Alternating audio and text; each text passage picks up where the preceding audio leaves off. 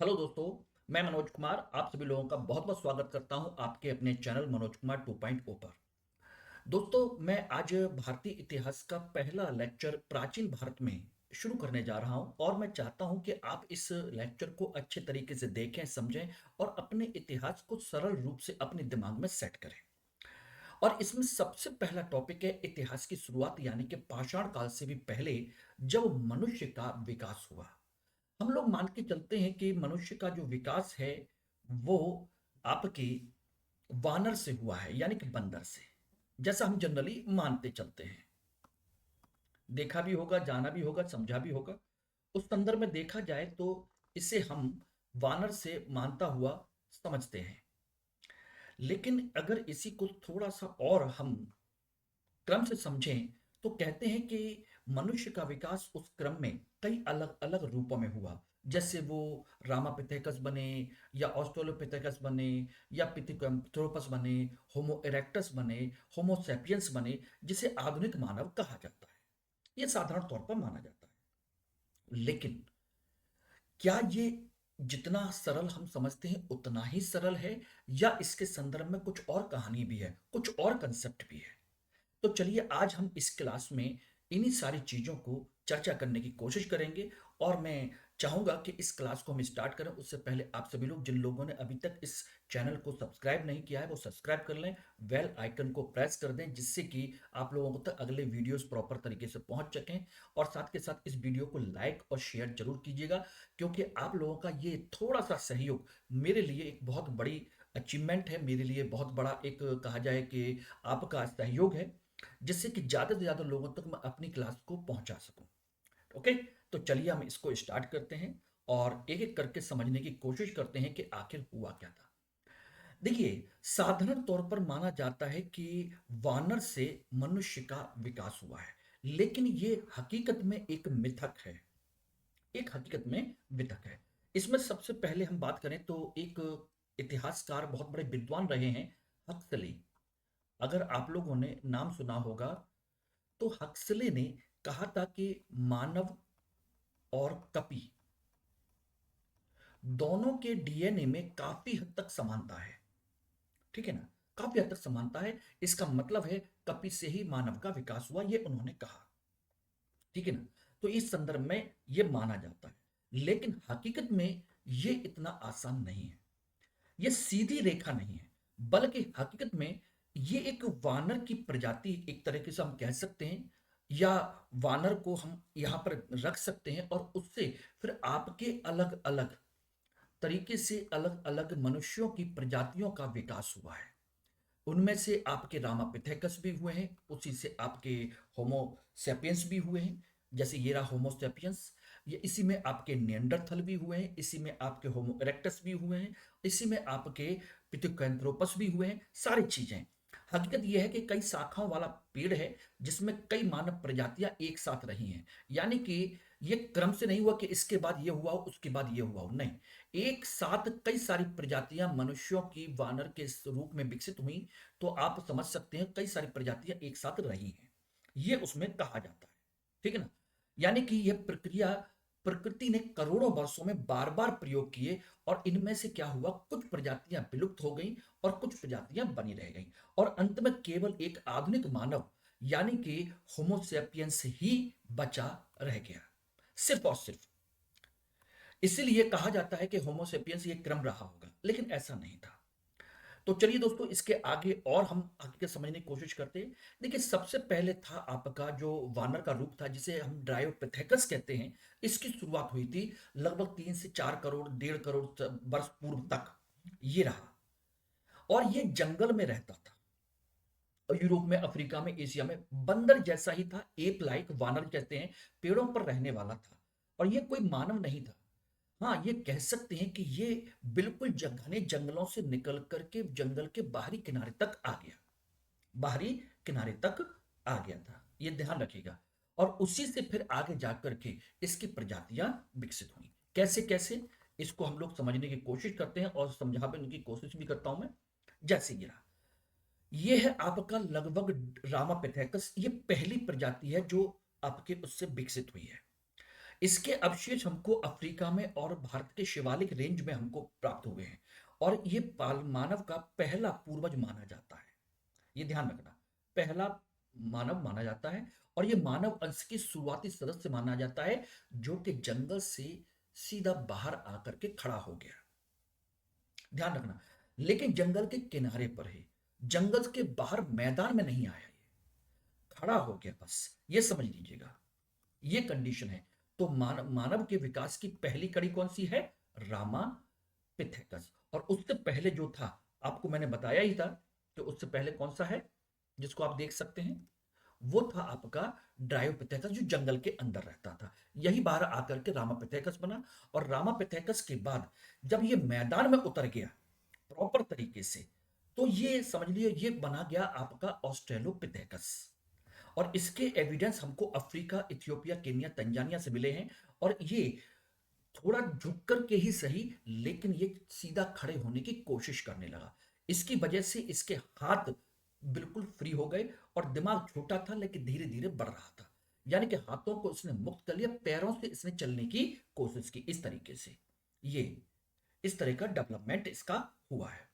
और इसकी खोज लूसी इथियोपिया में 32 लाख वर्ष पुरानी मानी जाती है। कहा जाता है कि लुसाई प्रजाति जनजाति इसी से बनी होगी, लेकिन मैं नहीं मानता, लेकिन इतना समझ लीजिएगा। और यहीं पर इसकी पहली सीढ़ी बनना शुरू होती है, यानी कि एक तरीके से कहा जाए तो मानव की पहली सीढ़ी यहां से हम कह सकते हैं, जब उसने सीधा खड़े होकर के अपने हाथों को मुक्त किया, ऑस्ट्रेलोपिथेकस। ठीक है ना। अब आता है इसके बाद होमो हैबिलस, इसी के समकालीन है। इसमें होमोजीनस शब्द का पहले बार प्रयोग किया गया है और ये इसने पहली बार पत्थर के टुकड़े बनाना शुरू किया, यानी कि हैंडीमैन कहते हैं, हाथों से पत्थर के टुकड़े उठाए, तोड़ करके इसने उसके औजार बनाना शुरू किया। यानी कि इस मनुष्य ने पहली बार जानबूझ करके औजार बनाए। उसका पीछे कारण था इसके दिमाग का एक विकास होना। ये ध्यान रखिएगा और मैं बहुत सिंपल तरीके से आपको समझाने की कोशिश कर रहा हूं, इनको क्रम से याद कर लीजिएगा। Okay, clear. अब आते हैं इसके बाद होमो इरेक्टस। होमो इरेक्टस जो कि रीढ़ की हड्डी तरह, बिल्कुल जिसकी रीढ़ की हड्डी बिल्कुल सीधी हो गई, सीधी रीढ़ वाला मानव, ये रहा, सीधी रीढ़ वाला मानव है, अपराइट मैन, होमो इरेक्टस कहते हैं, ये रहा। और ये अफ्रीका से निकलकर एशिया, यूरोप तक फैल गया और इसे जावा मैन भी कहा जाता है, पीकिंग मैन भी कहा जाता है, क्योंकि इसके एविडेंस हमको जावा, सुमात्रा, इंडोनेशिया में और पीकिंग मतलब चाइना में इसके एविडेंस हमको मिलते हैं। जो चाइना में जो मिला है इसी को पिथिकैंथ्रोपस भी कहते हैं, पिथिकैंथ्रोपस, ध्यान रखिएगा।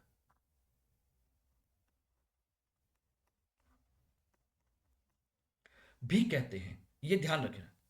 ओके एवरीबॉडी, क्लियर है? पिथिकैंथ्रोपस ये रहा। और इसी पिथिकैंथ्रोपस मनुष्य ने ही, ये जो है इसी ने आग जलाई थी, आग जलाई। इसीलिए आप देख रहे होंगे कि ये रहा, इसने 72 पत्थर के औजार बनाए और इसी ने आग जलाई और आग इसी का आविष्कार माना जाता है। इसी को हम कह सकते हैं कि पहली बार पत्थर के टुकड़ों से इसने आग लगा दी थी। ये रहा कुल मिलाकर के, तो इसके आग और इसने यात्रा करना शुरू किया। इस होमो इरेक्टस की ये महत्वपूर्ण बातें हैं। ओके, चलिए अब आता है इसके बाद आर्काइव होमोसेपियंस, यानी कि देखा जाए तो होमोसेपियंस से पहले का, यानी कि एक संक्रमण काल है लगभग होमो इरेक्टस और आधुनिक मानव के बीच का, संक्रमण काल कहते हैं होमो इरेक्टस और आधुनिक मानव यानी कि होमो सेपियंस के बीच का। इसका दिमाग का आकार बड़ा हो गया, चेहरे पर अभी भी जबड़ा उसका थोड़ा सा भारी है। एक अगर आप देखेंगे तो ये आपका आधुनिक मानव है और ये आपका कौन सा है? होमो इरेक्टस की। ढांचा आधुनिक मानव जैसा बनने लगा था, ये रहा कुल मिलाकर के। तो होमो सेपियंस आर्काइव इसका विकास हुआ कुल मिलाकर। उसके बाद आता है एक और मानव आता है जिसे हम निएंडरथल कहते हैं और इसकी पहचान, इसकी जो खोज हुई है जर्मनी के निएंडरथल घाटी में हुई है और इसका जीवाश्म भी मिला है हमको। इसीलिए आप देख रहे होंगे कि यहां पर उसके पूरा का पूरा एक स्कल रखा हुआ है। यूरोप और पश्चिमी एशिया ठंडे मौसम के अनुकूल था, इसके लिए इसकी जो पहचान है यूरोप का मानव है। तो यूरोप का मानव कौन सा है? नियंडरथल। शरीर मजबूत, दिमाग आधुनिक मानव से भी बड़ा था, और मृतकों को ये दफनाने लगा था, ये मृतक दफनाने का। इसीलिए तो इनके जीवाश्म मिल गए हैं, अगर दफनाते नहीं तो इसके जीवाश्म भी हमको नहीं मिलते। लेकिन जलवायु परिवर्तन, संसाधनों की कमी और होमोसेपियंस से प्रतिस्पर्धा की वजह से ये विलुप्त हो गया। ये ध्यान रखना, ये पूरी तरीके से विलुप्त हो गया कुल मिलाकर के। ठीक है। और सबसे लास्ट में आता है होमोसेपियंस, जिसे आधुनिक मानव कहा जाता है। इसने अपनी भाषा, कला, प्रतीकात्मक सोच, इन सारी चीजों का विकास किया। इसी को हम कहते हैं प्रज्ञ मानव, यानी कि बुद्धिमान मानव। ठीक है ना, ये ध्यान रखना इस तरीके से। और इसी ने अपने गुफाओं के अंदर कुछ अपने चित्र वगैरह बनाना शुरू कर दिए। ये अफ्रीका से सबसे उत्पत्ति के पहले साक्ष्य मिलते हैं। अफ्रीका से निकल कर के ये एशिया, यूरोप, ऑस्ट्रेलिया, अमेरिका, सभी जगह ये फैल गया। और उसमें उच्च बुद्धि थी, अच्छी बुद्धि की संभावना थी, सामाजिक संगठन की संभावना थी। यह चित्रकला, संगीत, जटिल भाषा इसने विकसित कर ली थी। यानी कि हम जो पाषाण काल में नवपाषाण काल तक आते आते जो चीजें देखते हैं वो इसी होमोसेपियंस की हैं। और इसी ने आगे जाकर के नवपाषाण काल में कृषि और सभ्यता की नींव रखी कुल मिलाकर के। तो आई थिंक आपको मानव विकास की ये प्रक्रिया समझ में आ गई होगी। और इसके लिए जो कंसेप्ट दिया जाता है वो आउट ऑफ अफ्रीका है। ये अधिकांश विद्वान मानते हैं कि आधुनिक मानव होमोसेपियंस का जन्म अफ्रीका में हुआ था, वहां से निकल के पूरी दुनिया में फैल गए। और पहले से मौजूद नियंडरथल, यूरोप में नियंडरथल जो प्रजातियां थी उनसे प्रतिस्पर्धा की और उनको नष्ट किया और अपना कब्जा कर लिया। एक तरीके से ये बचे रह गए। ये सिद्धांत माना जाता है, आधुनिक इतिहासकार सबसे ज्यादा मानते हैं। यानी कि आधुनिक मानव के बनने की सबसे बड़ी कड़ियां हैं सीधा चलना, होमो इरेक्टस, औजार का निर्माण, आग की उपयोग, खोज, भाषा का विकास और कृषि। ये पांच बड़ी क्रांतियां मानी जाती हैं मानव के जीवन की। अब इस तरीके से देख सकते हैं, ड्रायोपिथेकस, रामापिथेकस, ऑस्ट्रोलोपिथेकस, होमो हैबिलस, होमो इरेक्टर, नियंडरथल और होमो सेपियंस। ये मैंने सातों प्रजातियों के बारे में आपको बता दिया, और उनके जो मूल विशेषता है ये भी आप लोग आराम से इसको देख सकते हो। साथ के साथ आउट ऑफ अफ्रीका का कंसेप्ट भी मैंने आपको डिस्कस कर दिया है। कुल मिला के कहा जा सकता है कि प्रकृति ने लाखों वर्षों में एक ऐसा जीव बनाया जिसने पहले चलना सीखा, फिर औजार बनाए, फिर आग पर नियंत्रण किया, फिर भाषा का विकास किया, अपनी संस्कृति का विकास किया, और अंत में सभ्यता खड़ी कर दी। और वो कौन है? हम लोग। यानी कि हम एक लंबी यात्रा का परिणाम है, लगभग करोड़ों साल की। ध्यान रखिएगा। तो दोस्तों, आज का वीडियो कैसा लगा जरूर बताइएगा कमेंट सेक्शन में आकर के। और मेरे टेलीग्राम चैनल को मनोज कुमार हिस्ट्री को जरूर ज्वाइन कीजिए, जिससे कि आप लोगों को लगातार अपडेट मिलती रहे। Thank you for watch. लेकिन ध्यान रखना, सब्सक्राइब शेयर जरूर कीजिएगा।